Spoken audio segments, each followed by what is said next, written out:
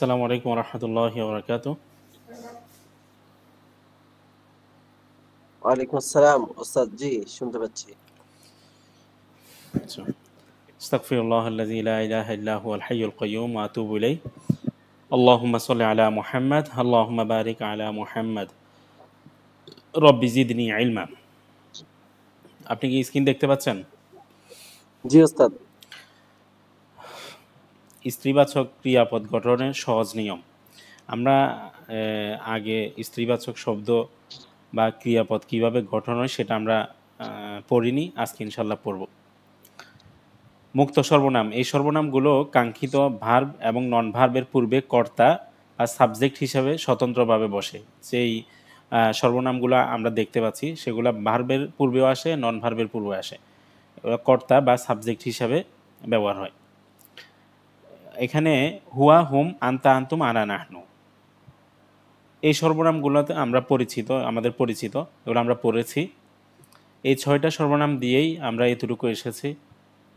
এগুলো আমাদের অনেক চর্চা হয়েছে।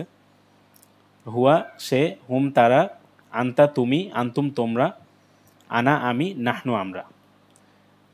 এগুলো কোরআনে 75% ব্যবহার হয়। এখানে যেগুলো আছে এগুলো 20% ব্যবহার হয়, এগুলো 5% ব্যবহার হয়। হিয়া, হুন্না, আন্তি, আন্তুন্না, এই চারটা হলো স্ত্রীবাচক সর্বনাম। এবার আনা নাহনু এখানেও আছে, আবার এখানেও আছে। হুমা তারা দুইজন, আন্তুমা তোমরা দুইজন, এটা পুরুষের ক্ষেত্রেও ব্যবহার হয়, মহিলার ক্ষেত্রেও ব্যবহার হয়।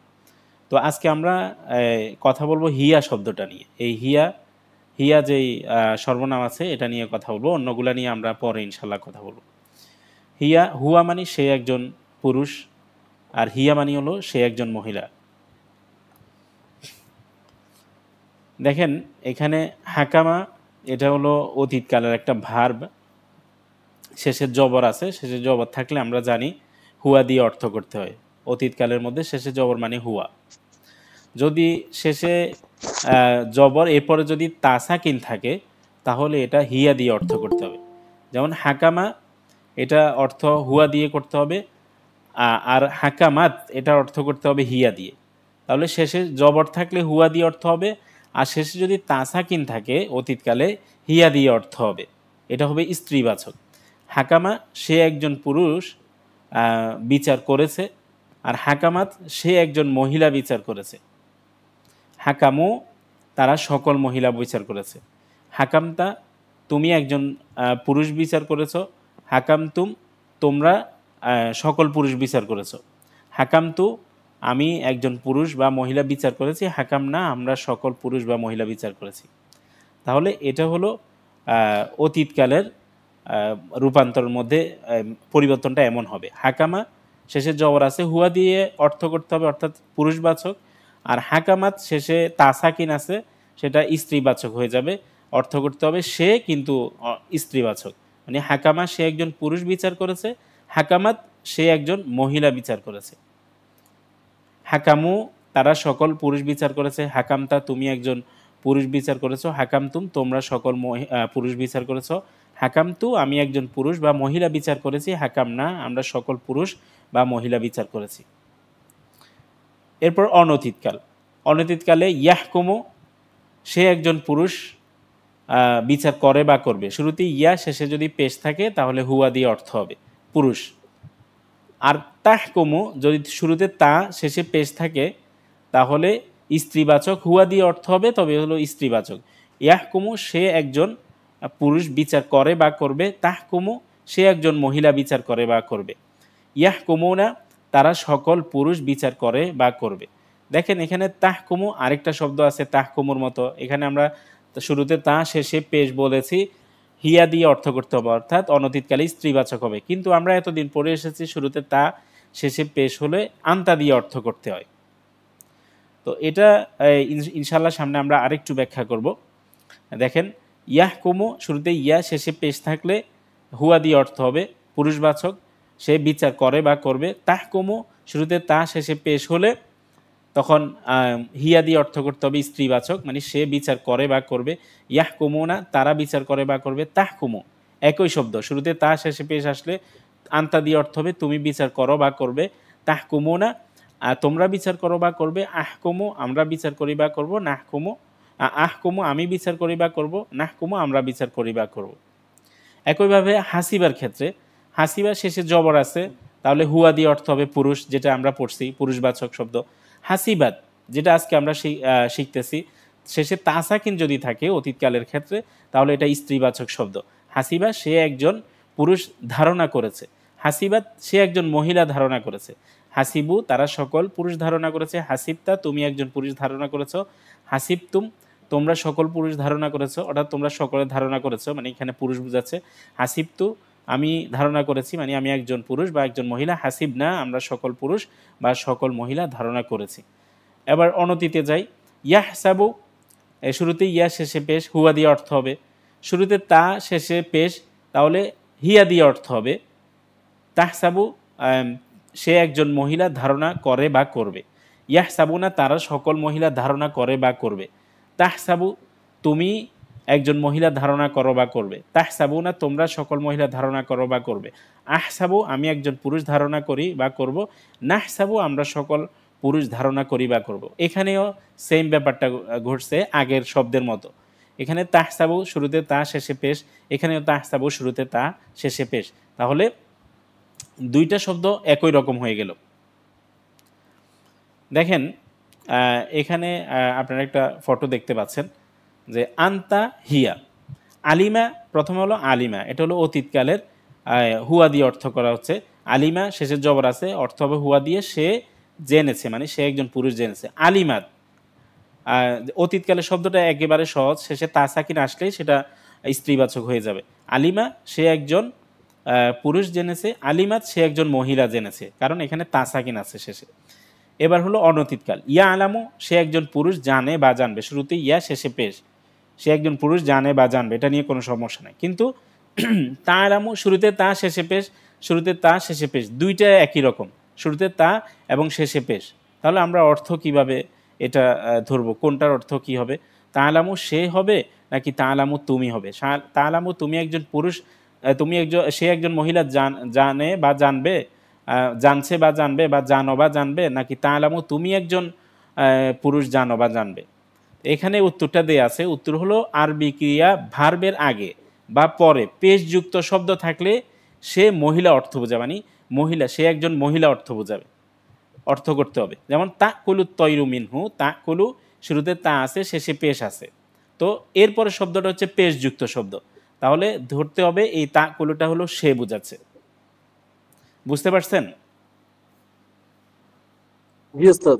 দেখেন ইংরেজিতে এরকম অনেক শব্দ আছে না, যে একটা শব্দ দিয়ে দুইটা অর্থ বোঝায়, যেমন রাইট, রাইট বলতে আমরা বুঝি সঠিক, আবার রাইট বলতে আমরা ডান হাতও বুঝি, তাই না ভাই? ডান দিকও বুঝি। জি জি জি তো এই অর্থটা আমরা কিভাবে বুঝি কখন ডান ব্যবহার হচ্ছে আর কখন রাইট সঠিক ব্যবহার হচ্ছে?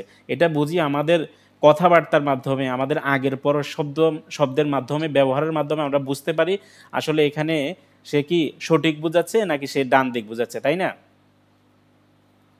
জি জি কিন্তু এখানে আমরা যদি শুরুতে তা শেষে পেশ থাকে, এরকম শব্দের পরে আগে বা পরে যদি পেশযুক্ত শব্দ থাকে, তাহলে বুঝবো আমরা সেটা স্ত্রীবাচক, মানে সে একজন মহিলা বোঝাচ্ছে।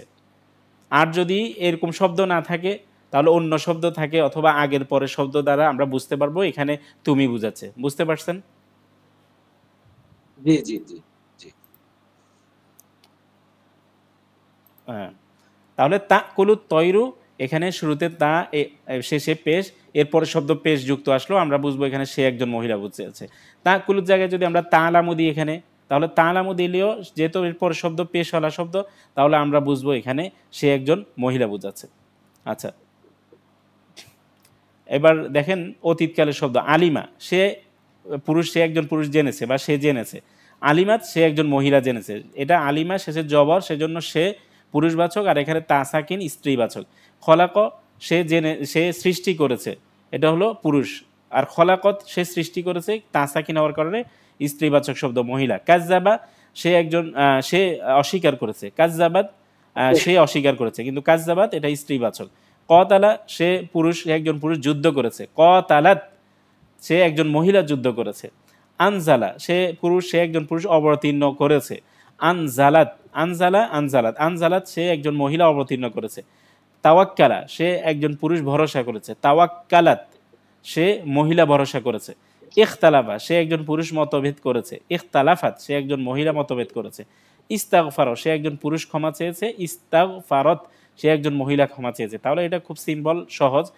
যদি অতীতের ক্ষেত্রে শেষে তা সাকিন আসে তাহলে স্ত্রীবাচক শব্দ বোঝাবে। আর অনতীত ক্ষেত্রে দেখেন ইয়া আলামু সে যে জানে বা জানবে, সে একজন পুরুষ জানে বা জানবে, শুরুতে ইয়া শেষে পেশ। তা আলামু সে একজন মহিলা জানে বা জানবে, আবার তা আলামু তুমি একজন মহিলা জানো বা জানবে। ইয়াখলুকু সে একজন পুরুষ সৃষ্টি করে বা করবে। তাখলুকু তুমি একজন, সে একজন মহিলা সৃষ্টি করে বা করবে, আবার তাখলুকু তুমি একজন সৃষ্টি করো বা করবে। ইউকাজিবু সে একজন পুরুষ অস্বীকার করে বা করবে। তুকাজিবু সে একজন মহিলা অস্বীকার করে বা করবে। তুকাজিবু তুমি একজন পুরুষ অস্বীকার করো বা করবে। ইউকতিলু সে একজন পুরুষ যুদ্ধ করে বা করবে। তুকতিলু সে একজন মহিলা যুদ্ধ করে বা করবে। তুকতিলু তুমি যুদ্ধ কর, তুমি একজন মহিলা, তুমি একজন পুরুষ যুদ্ধ করো বা করবে। ইউনজিলু সে একজন পুরুষ অবতীর্ণ করে বা করবে। তুনজিলু সে একজন মহিলা অবতীর্ণ করে বা করবে। তুনজিলু তুমি একজন পুরুষ অবতীর্ণ করো বা করবে। বুঝতে পারছেন? জি ওস্তাদ। তাহলে এটা পড়েন তো দেখি, ইয়াতাওয়াক্কালু। ইয়াতাওয়াক্কালু হুম, এটা তো অনতীতের। জি জি। জি জি। সে একজন ইয়াতাওয়াক সে সে একজন পুরুষ ভরসা করে বা করে বা করবে। করবে, তারপর তাতাওয়াক্কালু। তাতাওয়াক্কালু হুম, সে একজন মহিলা ভরসা করে বা করবে, হুম, অথবা তুমি হ্যাঁ। ভরসা করো বা করবে। আবার এই তাতাওয়াক্কালু, দুইটা তাতাওয়াক্কালু, এটার অর্থ হচ্ছে তুমি জি একজন জি জি পুরুষ ভরসা করো বা করবে। আচ্ছা, তারপর ইয়াখতালিফু পড়ো। জি। ইয়াখতালিফু সে একজন পুরুষ মতভেদ করে বা করবে।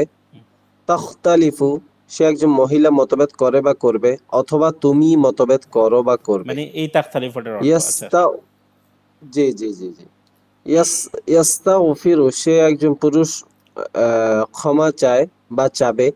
তাস্তাগফিরু সে একজন মহিলা ক্ষমা চায় বা চাবে, অথবা তুমি ক্ষমা চাও বা চাবে। হ্যাঁ, ঠিক আছে, মাশাআল্লাহ। আচ্ছা দেখেন, এ প্রান্তিক চিহ্ন এরাব দেখে অর্থ তুলি, এটা আমরা আগেও পড়েছিলাম, তাই না? যে শেষে যদি পেশ থাকে, নন ভার্বের মধ্যে যদি শেষে পেশ থাকে তাহলে সাবজেক্টিভের অর্থ হবে। যদি জবর থাকে অবজেক্টিভের অর্থ হবে। যদি জের থাকে তাহলে পজেসিভের অর্থ হবে। মানে যদি পেশ থাকে কর্তৃবাচক, আর জবর থাকলে কর্মবাচক, জের থাকলে সম্বন্ধবাচক। যেমন আল্লাহ মানে শুধু আল্লাহ, আল্লাহ মানে আল্লাহকে, আল্লাহি মানি আল্লাহর। পড়েছিলাম কিনা ভাই? একবার বলেছিলাম সম্ভবত একটা জি জি ক্লাসে। জি আচ্ছা, জি জি বুঝে। জি জি আচ্ছা, তাহলে মুহাম্মাদুন মুহাম্মদ সাল্লাল্লাহু আলাইহি ওয়াসাল্লাম, মুহাম্মাদান মুহাম্মদ কে, জি। মুহাম্মাদিন মুহাম্মাদের, মুহাম্মদ সাল্লাল্লাহু আলাইহি ওয়াসাল্লামের। আচ্ছা, নূহন নূহ, নূহান নূহ কে, নূহিন নূহের। তাহলে বুঝে থাকলে এটা বলেন তো, লুতুন। লুতুন হুম, লুত হুম, লু- লুতন হুম, লুতকে, হুম, লুতিন লুতের। হুম, হুদুন হুম, হুদ, হুদান হুম, হুদকে, হুদিন হুদের। সালিহুন সালেহ, সালিহান সালেহকে, সালিহিন সালেহের। শুআইবুন শুআইব, শুআইবান শুআইবকে, শুআইবিন শুআইবের। হুম। বেলালুন বেলাল, বেলালান বেলালকে, বেলালিন বেলালের। মুসলিমুন মুসলিম, মুসলিমান মুসলিমকে, মুসলিমিন মুসলিমের। হুম, ঠিক আছে, মাশাআল্লাহ। এটা পড়েন তো দেখি। পেশযুক্ত শব্দ থাকলে সে দিয়ে অর্থ করতে হয়। হুম, আচ্ছা, তারপর তারপর এটা বলেন। ওইটা পড়তে হবে না, শেষের অংশ। তারপর জবরযুক্ত শব্দ থাকলে কে দিয়ে অর্থ করতে হয়। হুম, জের যুক্ত শব্দ থাকলে র এর দিয়ে অর্থ করতে হয়। হ্যাঁ দেখেন। আচ্ছা, এখানে জাহাবা, জাহাবা অর্থ কি? সে গিয়েছে, সে গিয়েছে, অতীতকাল। সে গিয়েছে অতীতকাল। জাহাবা বিলালুন অর্থ কি? বেলাল গিয়েছে। হ্যাঁ, বেলাল গিয়েছে। দেখেন, আমরা বলেছি যদি পেশযুক্ত শব্দ থাকে সে দিয়ে অর্থ করতে হয়, তাই না? জি জি তো জি এখানে পেশ আছে, কিন্তু এই পেশযুক্ত শব্দ আছে কিন্তু এখানে সে আসে নাই। পেশযুক্ত শব্দ আসার কারণে ওই সেটাকে এখানে কি করে নিয়েছে, মানে এই পেশযুক্ত শব্দটা এসে তার অবস্থানটা দখল করেছে। মনে করেন মানে ওই সে যে এই সর্বনামটা আছে সেটাকে এই পেশযুক্ত শব্দ এসে দখল করেছে। যেমন জাহাবা মানে সে গিয়েছে। জি এখন জাহাবা বেলালুন আমরা এখানে বলতে পারবো না সে বেলাল গিয়েছে, এটা বলতে পারবো? জি না, এটা বলতে ডাবল পারবো, হয়ে হ্যাঁ যাবে। ডাবল হয়ে যাবে। সেজন্য যদি বেলাল শেষে পেশযুক্ত শব্দ আসে তাহলে সেটাকে সে কি করে নিবে, এই পেশযুক্ত শব্দটা দখল করে নিবে। বুঝতে পারছেন? তাহলে জাহাবা জি জি বেলালুন মানে এখানে আর সে হবে না, মানে বেলাল গিয়েছে। আর জাহাবাত সে একজন মহিলা গিয়েছে। জাহাবাত ফাতিমাতুন ওই বেলালের মতো ফাতেমা গিয়েছে, আমরা এখানে বলতে পারবো না সে ফাতেমা জি গিয়েছে। এটা হলো অতীতকাল। আর অনতীতকালে দেখেন ইয়াজহাবু সে যায় বা যাবে, ইয়াজহাবু বিলালুন তাহলে বেলাল যায় বা যাবে, এখানেও একটা সে আছে কিন্তু আমরা এভাবে বলতে পারবো না সে বেলাল যায় বা যাবে। যেহেতু পেশযুক্ত শব্দ আসছে ওই পেশযুক্ত শব্দটা এসে ওই যে সে কে নিয়ে নিয়েছে, ঠিক আছে, সে জায়গাটা। ইয়াজহাবু বেলালুন মানে জি বেলাল গিয়েছে। তাজহাবু ফাতিমাতু ফাতেমা কি করেছে, ফাতেমা গিয়েছে। আচ্ছা এখানে দেখেন আহ, এখানে অনতীতকালের ক্রিয়ার মধ্যে দেখা যাচ্ছে শুরুতে তা দ্বারা একবার সে অর্থাৎ হিয়া এবং আবার একবার তুমি বোঝা যাচ্ছে। তাহলে উভয়ের মধ্যে পার্থক্য কি? উত্তর হলো আরবি ক্রিয়া ফেল মানে পদের আগে বা পরে, ফেলের আগে বা পরে পেশযুক্ত শব্দ থাকলে সে শব্দটি ক্রিয়াপদটি অর্থাৎ সেই ক্রিয়াপদটি কর্তা অর্থাৎ শূন্য বিভক্তি হবে এবং সেই পেশযুক্ত শব্দটি ভার যদি তা যুক্ত হয় তবে তাকে সে বুঝাবে, মানে যেটা আমরা আগে পড়ছি। যদি ওই তা শুরুতে তা আছে শেষে পেশ যুক্ত, শুরুতে তা আছে এবং শেষে পেশ এমন শব্দ এবং ভার্বের আগে এবং পরে যদি পেশ যুক্ত শব্দ আসে তাহলে সেটা সে বুঝাবে। বুঝতে পারছেন? যেটা আমরা আগে পড়ছি এখানে আরেকবার বলা হচ্ছে। তাহলে তাকুলুত তৈরু, এখানে তাকুলুত তৈরু তাকুলুটা সে না আনতা বুঝাবে বলুন তো? এটা সে, সে বুঝাবে। তাকুলুল ইনসু ওয়াল জিন্নু, এটাও সে। সে বুঝা তাকুলুল ইনসু ওয়াল জিন্নু এখানেও বুঝাবে। ইনস মানে হচ্ছে মানুষ, জিন মানে হচ্ছে জিন। তাহলে আমরা বলেছিলাম সে জায়গাটা পেশ যুক্ত শব্দ আসলে দখল করে নেয়, তাই না? একটু আগে বলছিলাম না? জি জি। তাহলে তাকুলুল ইনসু এটার অর্থ কি হবে বলেন তো? মানুষ বলেছে, হ্যাঁ মানুষ বলে বা বলবে। মানুষ কি? বলে বা বলবে, মানুষ বলে মানুষ বা বলে বা বলবে, অথবা জিন বলে বা কি বলবে। বলবে। ঠিক আছে। আচ্ছা লা তা খুজু সিনাতুন, তা খুজু এখানে হিয়া নাকি আনতা বলেন তো? এটা হিয়া। এটা হিয়া যেহেতু পরে পেশযুক্ত শব্দ আছে। এরপর তা'মুরুহুম জি। আহলামুহুম, আহলামুর হুমটা বাদ আহলামু শব্দ, তাহলে এখানে কি হিয়া হবে না আনতে হবে? আহলামু, হিয়া হিয়া। হিয়া হবে। আচ্ছা লান তুগনিয়া আনহুম আমওয়ালুহুম, তুগনিয়ার পরে আমওয়ালুহুমটা বাদ দিলে আমওয়ালু পেশযুক্ত, তাহলে এখানে কি হবে? তুগনি হিয়া। হিয়া হবে। ওস্তাদ এখানে হুম, তুগনিয়া, তুগনিয়া এখানে তো ইয়া নাই, পেশ নাই শব্দটায়। কোথায়? ওই তো আমরা কিছুদিন তুগ আগে পড়েছিলাম যে শুরুতে যদি কন্ট্রোলার থাকে শেষে চেঞ্জ হবে। শুরুতে লান আসার কারণে শেষে জবর হয়ে পড়ছিলাম কিনা ভাই? জি জি জি জি জি, হ্যাঁ ওইটা দেখছেন ওই যে এখানে। আমাদের জি জি মাঝখানে জি অনেকদিন চর্চা হয় নাই, ক্লাস এদিক সেদিক জি। হয়েছে, তো বুঝলেন তাহলে নি? ওস্তাদ ওই যে সব সময় তাহলে ওই শেষেও একটু খেয়াল রাখতে হবে, শেষের শব্দটাই হ্যাঁ যদি জি পরের জি শব্দ জি বা আগের শব্দ যদি জি জি পেশযুক্ত ইয়া থাকে। জি জি, জি জি। বুঝতে পারছি। এরপর দেখেন তাজিদু কুল্লু নাফসিন, এখন এখন এটা হিয়া হবে নাকি আনতে হবে? হিয়া, এটা হিয়া, জি হিয়াত বুঝা হবে। যায়। এইখানে দেখেন কলাত কলাতিম রাতু, এটা যদি অতীতকালের হয়, এটা দেখেন কলারটা অতীতকালে, তাহলে ধরতে একদম সহজ। কারণ এটা হচ্ছে এমনিতেই শেষে তাসাকিন আছে, তাসাকিন মানেই হিয়া, ঠিক আছে। কিন্তু আমাদের সমস্যা হচ্ছে জি ওই জি যে অনতীতকালের ক্ষেত্রে, তখন আমাদের দেখতে হবে আগে পেশ আছে নাকি, এই, আগে পরে পেশযুক্ত শব্দ আছে নাকি সেটা দেখতে হবে। বুঝতে পারছেন ভাই?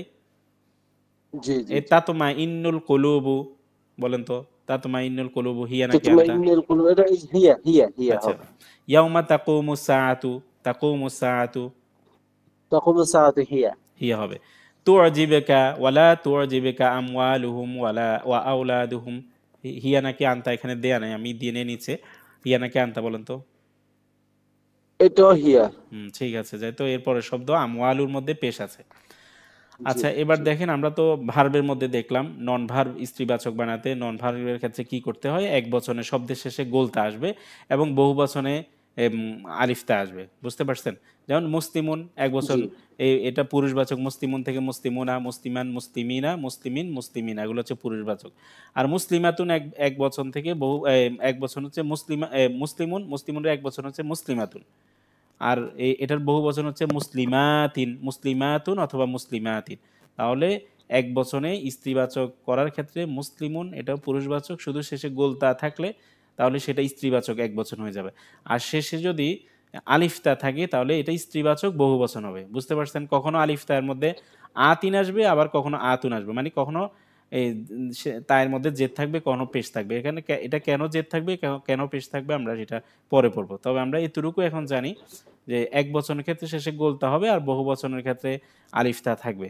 বুঝতে পারছেন? সেভাবে আতিন অথবা আতুন থাকবে, স্ত্রীবাচক নন ভার্ব। এটা বুঝে আসছে ভাই? ভাই কি বুঝছেন?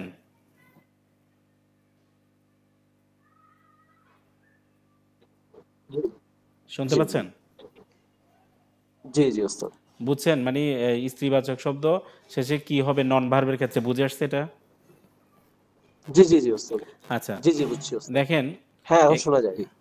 এখানে যা, জি জি জি গোলতা গোলতা হবে। হ্যাঁ ঠিক আছে, এখন দেখেন যা জাইদুন, আমরা যে সেন্টেন্স পড়বো, বাক্য পড়বো, এগুলার কিছু প্যাটার্ন এখানে দেখা যাচ্ছে।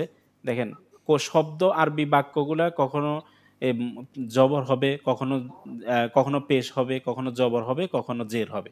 মানে আরবি যত শব্দ আছে এগুলা শেষে কখনো জবর হবে, কখনো কখনো পেশ হবে, কখনো জের হবে।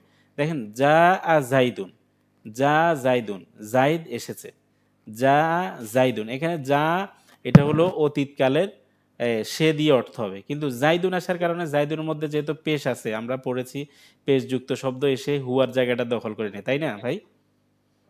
জি জি জি তো যা জাইদুন মানে জাইদ এসেছে। এরপর দেখেন খলাকল্লাহুল ইনসানা, এখানে খলাক আসছে, একটা ভার্ব আসছে, আল্লাহর পরে আল্লাহর উপর আসছে একটা পেশ আসছে, পেশযুক্ত শব্দ আসছে, আবার ইনসানের মধ্যে জবর আসছে। তাহলে আমরা জবরও পেশও পেলাম, আবার জবরও পেলাম। খলাকল্লাহুল ইনসানা, আল্লাহ সৃষ্টি করেছে মানুষকে। এরপর জালাসা বিলালুন খলফা ইমামিন, এখানে জালাসা বিলালুন পেশ পেলাম, খলফা ইমামিন, খলফা জবর পেলাম, আবার ইমামিনের মধ্যে জের পেলাম। এরপর মারর তু বিজাইদিন, আমরা এখানে শেষে জের পেলাম। তাহলে আরবি বাক্যের মধ্যে আমরা কখনো পেশ পাবো, কখনো জবর পাবো, কখনো জের পাবো। মানে এই তিনটা আমরা পাবোই কোন না কোনোভাবে। বুঝে আসছে ভাই? জি ওস্তাদ। আচ্ছা, একইভাবে দেখেন এখানে আলিম আল্লাহু, এখানে আলিমা, আলিম আল্লাহু, আল্লাহ এটা হলো এখানে সাবজেক্ট। তাহলে আলিম আল্লাহু আমরা বলেছি যদি পেশ হয় তাহলে অর্থ হবে কি, মানে শূন্য বিভক্তি, সাবজেক্টিভের অর্থ হবে আলিমা মানে জেনেছে। তাহলে আলিম আল্লাহু মানে কি বলেন তো ভাই? আল্লাহ জেনেছেন। আল্লাহ জেনেছেন। আলামুল গয়বা, তাহলে জবর হলে আমরা কি বলেছি, অর্থ কি হবে? যদি জবর হয় তাহলে অবজেক্টিভের অর্থ হবে আলামুল গয়বা, জি আমি মানে আসমান জমিনের, আলামু গয়বা সামাওয়াতি ওয়াল আরদ, আসমান জমিনের যত অদৃশ্যের বিষয় আছে সব আমি কি, অদৃশ্যের বিষয়কে, অদৃশ্যকে আমি কি জানি। গায়েব গায়েব হ্যাঁ জি হ্যাঁ, জি জি গাইবা এটা গায়েব কে। হ্যাঁ জি অবজেক্টিভ, কে এর অর্থ অদৃশ্য হবে। কে। এরপর দেখেন জি আমান্তু বিল্লাহি, আমি ইমান এনেছি, বিল্লাহি শেষে জের, তাহলে অর্থ হবে কেমন, বিল্লাহির অর্থ কি হবে?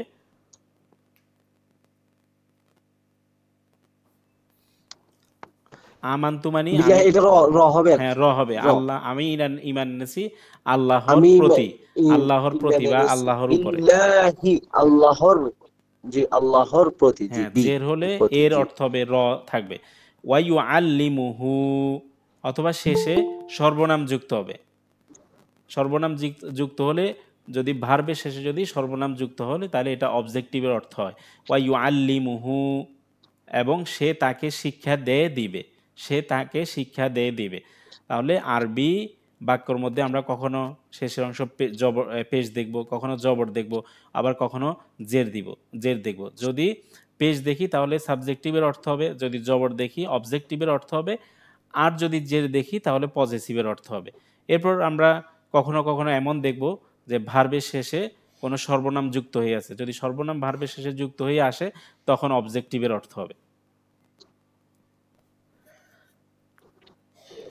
আচ্ছা, কলা লাহুম রসুলুল্লাহি, এখানে লাহুমটা বাদ দিয়ে বলেন তো কলা রসুলুল্লাহি, তাহলে এটার অর্থ কি হবে?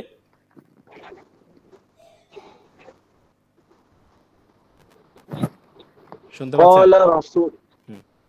আহ, কলা তিনি বলেছেন, রাসূলুল্লাহ। এখানে কি তিনি, এই জি তিনি জি ওস্তাদ, তিনি শোনা যাচ্ছে। শব্দটা আসবে? স্ক্রিনটা তিনি একটু এখনো আসে নাই ওস্তাদ। আপনার নেটওয়ার্ক সমস্যা করতেছে সম্ভবত।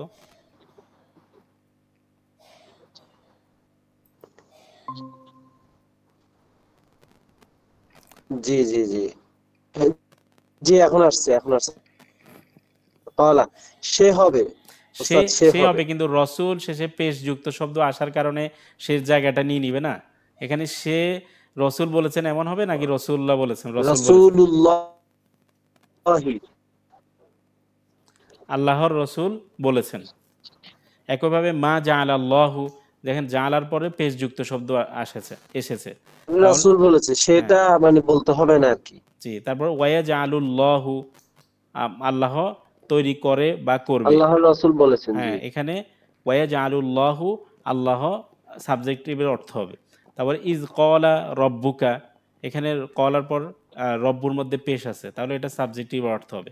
কতালা দাউদু, একইভাবে এখানেও পেশ আছে, তাহলে অর্থ হবে সাবজেক্টিভের। দাউদ কি করেছে? হত্যা করেছে। ওয়ালা তাকতুলু আওলাদাকুম মিন ইমলাকিন আহমাতাল্লাহু আমালাহুম কাজ্জাবাত কওমু নূহিন। তো এভাবে আমরা পেশযুক্ত যখন শব্দ দেখব, বুঝতে হবে পেশযুক্ত শব্দটা ওই যে হুয়ার জায়গাটা নিয়ে নিয়েছে। এখানে কলা সে বলেছে, আর আমরা সেটা বলবো না। কলা রসুলুল্লাহ মানে রসুলুল্লাহ সাল্লাল্লাহু আলাইহি ওয়াসাল্লাম বলেছেন, এভাবে অর্থটা হবে। তো এটা আমরা বিস্তারিত আরো পড়বো ইনশাল্লাহ। দেখেন এখানে আপনারা একটা বাক্য দেখতে পাচ্ছেন, জি জরবা জরবা জাইদুন আমরন। জরবা মানে সে আঘাত করেছে, জি জাইদুন মানে জায়েদ, আমরন মানে হচ্ছে আমর।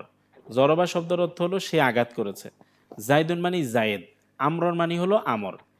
এই বাক্যটা দেখেন এখানে বলা হয়েছে, এটা 6 ভাবে, মানে 6 রকম করে এই বাক্যটা বলা যায়, পড়া যায়।